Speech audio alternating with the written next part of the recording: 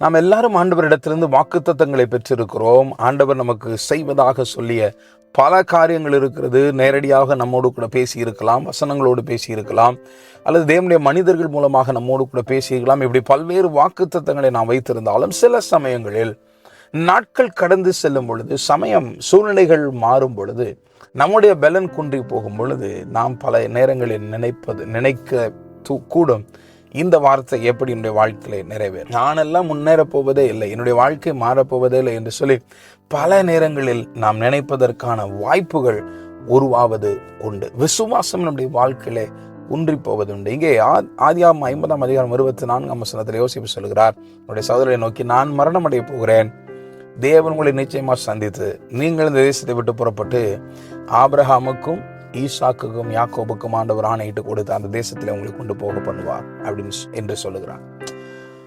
யோசேப்புக்குள்ளே இருக்கிறதான ஒரு நம்பிக்கையை பாருங்களேன். ஆண்டவர் ஆபிரகாமுக்கு சொன்னார், 4 தலைமுறைகள் கழித்து அல்லது 5 தலைமுறைகள் கழித்து அல்லது யோசேப்பிலிருந்து இத்தனை தலைமுறைகளை கழித்து நான் அந்த சந்ததியை இந்த தேசத்தை சுதந்திரிக்க பண்ணுவேன் என்று சொல்லி ஆண்டவர் சொன்னது, உன் சந்ததிக்கு இந்த தேசத்தை கொடுப்பேன் என்று சொல்லிதான்.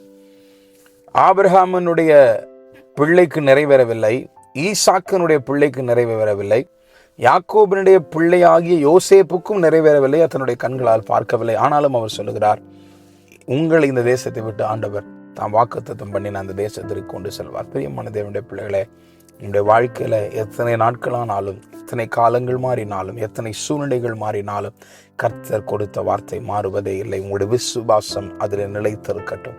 யோசேப்புடைய விசுவாசத்தை பாருங்கள்.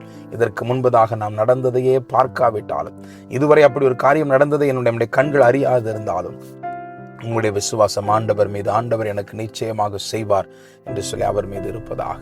ஆமென்.